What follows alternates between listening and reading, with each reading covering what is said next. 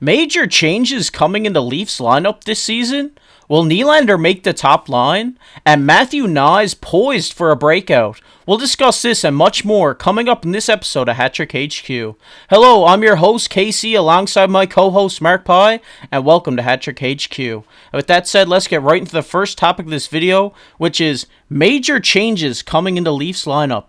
And if you've been tuned into Leafs Twitter, you would have seen that hockey journalist Kyle Cushman has released a look at the Leafs organizational depth chart with confirmation that Matt Murray will be placed on long-term IR to begin the season. Now, with this list, we can start to generate and come up with some dream lines, and that's what me and Mark have done. So we're going to start with the forwards. So right now, we'll just discuss the first line. We think that obviously Austin Matthews is going to be the top center alongside William Nylander, which is a big change, and Matthew Knies at the left wing. Mark, with all this coming out, what do you think about this top line this season? With that top line, I do really like it a lot. As you've seen, Matthews can play good defense. And when you put a guy like William Nylander next to him, which does add that 1-2 punch, kind of like Matthews and Marner has been doing, and you had a younger guy like Knies that looked incredible in the postseason for him before his concussion, then I think this is an underrated line that could really, put that 1-2 punch into other teams' defenses and really pressure the puck in their zone. Yeah, and like we said, you might be surprised that we placed Nylander in the first line, but I think that Nylander adds a lot more goal scoring potential to that line. I know obviously Matthews is probably going to be a 60 goal scorer again this year. But Matthew Knies, I think he's a good person to slot up there in that first line. He's good with the puck. He obviously can score a few goals as well. I mean, Tyler Bertuzzi, obviously you might say, oh, he might be better as a top left wing, but I think he adds more grit and stuff to the second line with Marner and Tavares. But with that, we'll just get right into what we think the second line is going to be, which is Bertuzzi, Tavares, and Mitch Marner. So, Mark, what do you think about this line? Do you think Marner is going to play better with Tavares and Bertuzzi, or do you think he would play better with Knies and Matthews? Yeah, I think Marner is more of a guy that can elevate any line. And we've seen Tavares kind of slowly decline in his production a tiny bit, speed for sure. And I think a guy who was a Selke candidate this year, Mitch Marner, would be perfect to kind of pick up that slack. And you had a guy like Tyler Bertuzzi, he's going to kind of, go into the corners. He's still going to score. He's going to produce. He'll fight if he has to. And I think he's just the perfect complementary piece for Tavares and Marner.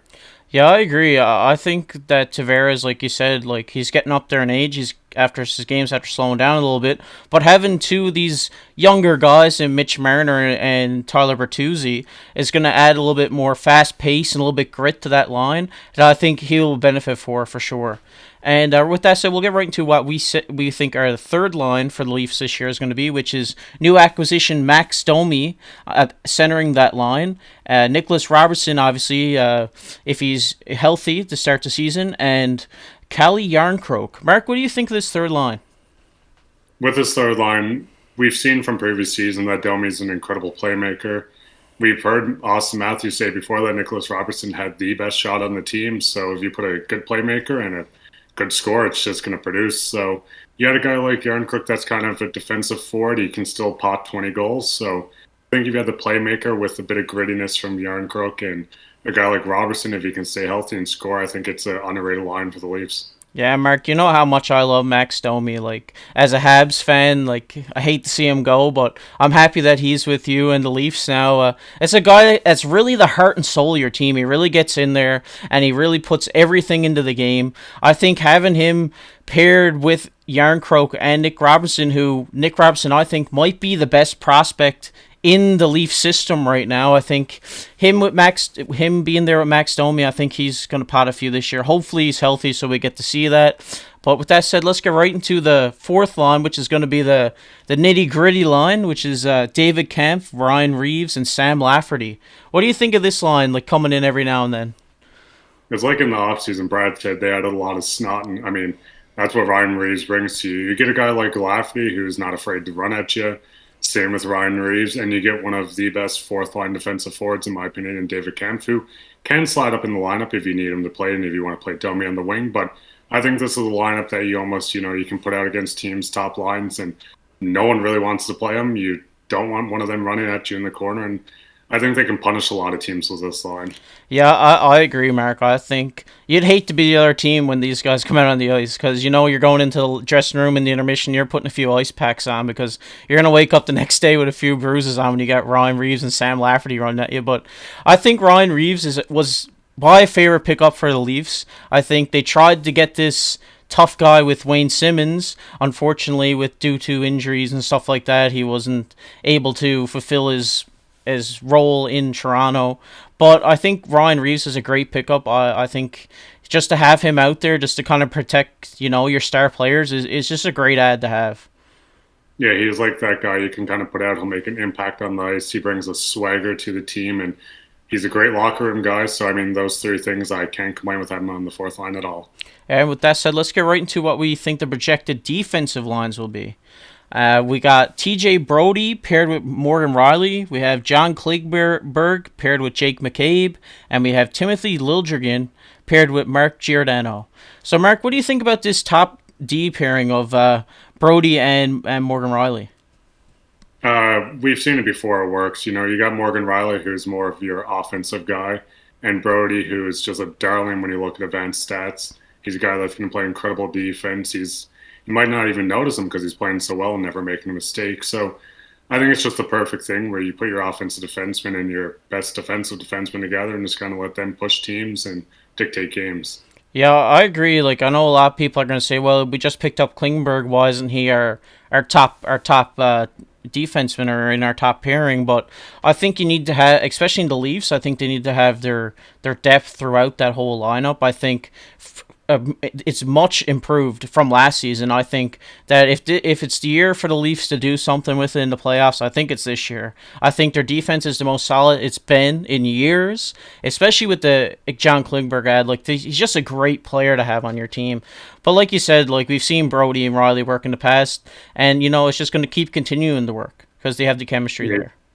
He's been the heart of the team. He's been there through thick and thin. He's been through rebuilds. He's seen so many teams. And I think with a guy like Mo, you've seen him in the playoffs step up huge with a couple of big goals against Tampa. And I just think he's the guy that you just can't really shelter and just you put him out there with Brody and just let him do his thing. Yeah, for sure. And with that said, we'll go right into our second pairing, which is the man of the hour, John Klingberg and Jake McCabe. What do you think of this, Mark? With this, we picked up McCabe last year. You've seen he's a physical guy. He can play defense. He can produce a bit on offense as well. But one thing I really like about having Klingberg on this line, it's kind of like your 1-2 punch of Riley and Klingberg split up, is Klingberg is just a pure offensive guy. He has a cannonless shot from the point. You've seen him power play, just be a monster on the power play. He can quarterback, and I just think he brings a lot more offense, which the Leafs did struggle with.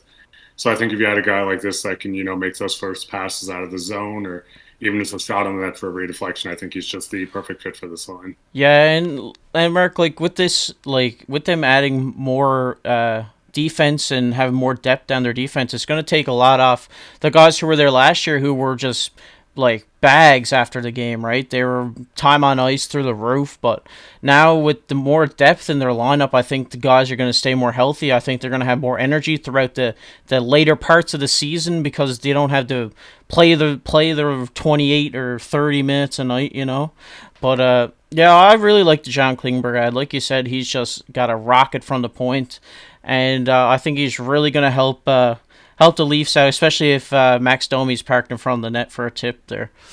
Yeah, and I think Klingberg's the type of guy too. Is he might even take some power play minutes from Riley, where you might see him take a role of taking the power play one defenseman.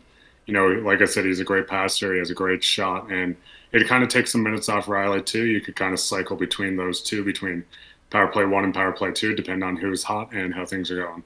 That's the thing, like the coaching staff really has a lot to pick from this year. They can really, through the season, they like to switch it up a bit, if they're in a slump.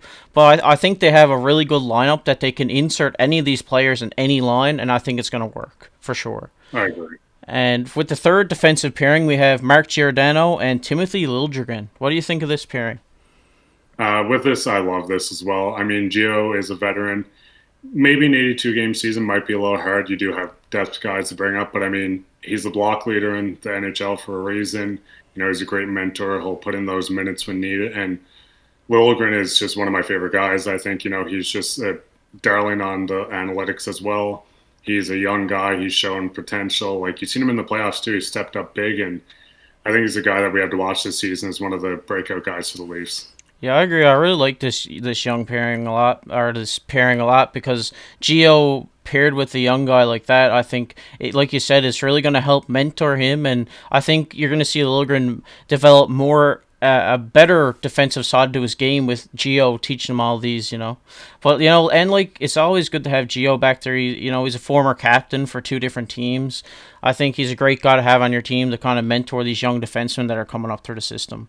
And with that said, we'll get right into our projected goalies, which are Ilya Samsonov as the starter and Joseph Woll as the backup. Yeah, I talked about this in the last episode, but I think this is one of the most underrated and, in my opinion, one of the best goalie tandems in the league. Seen Samsonov last year with his .919 save percentage, and his played great. And Joseph Woll, you've seen in the playoffs. He only had a 7-game sample size during the regular season, but in the playoffs, you can't argue that he wasn't playing well. You've seen he put up fights, and he really didn't shy away from the spot. So, in my opinion, I think this is perfectly fine, and I feel confident with this. Yeah, I agree. I think they got Samsonov at a really good price tag out of arbitration. I think he's really underrated. I think they got him at a really good deal, actually. I think, like you said, with a .919 save percentage last season, I think he's going to just be a beast again this year, especially with better defensemen in front of him. And like I said, Joseph Woll has been the best goaltending prospect the Leafs have seen in a long time. And I think that we might see that Joseph Woll take more of a starter role if he's playing up to it. But you never know. We never know what's going to happen throughout a season. But and with that said, Mark, what are your final thoughts on this projected lineup that we've came up with? Honestly, I'm feeling confident with this line. Like you said earlier, with Domi and Bertuzzi, I think they bring the grittiness you need. It's almost like you get 2 Michael Buntings for the price of 1. And it's just feels like a more well-rounded team. Obviously, there's going to be some hiccups at the start of the year, which seems like there is every year with the Leafs. But I just think this team feels more well-rounded, and it's almost built more for a playoff run. Yeah, I definitely agree. I think once this team gets the chemistry and they start working with each other, and I think they're gonna go on a tear. I think this team is poised for victory. I think if this is the year for the Leafs, if they're ever gonna do it, I think it is, Mark. I think it is. I hope so. Yeah. And with that said, we're gonna get into our final topic of this video, which is congratulations to the newlyweds Mitch and Stephanie Marner. Yes, Mark, over the weekend we see Mitch Marner get married. Congrats to him and his wife. What are your thoughts, Mark? I thought the gritty was beautiful that he hit during his wedding, but congratulations. Mitch is just a big part of the Leafs organization. As I said, a Selke winner. Well, sorry, finalist. Should have won this year, but I just congratulations to him. Yeah, congratulations to him for sure. That gritty, hopefully we see it on the ice this season, because that would just be phenomenal. But yeah, well, guys, we'd like to see what your thoughts are on our projected lineups down in the comments below. Who do you think's going to be playing? Do you think Nylander's going to move up to the top, or do you think he's going to stay at the second? We'd like to hear your comments down below. We like going through, and you guys give us some great suggestions for upcoming videos and some insight that we might not even have thought of. So we love seeing that. But this is the episode of Hattrick HQ. I've been KC alongside my co-host Mark Pye. Have a good one.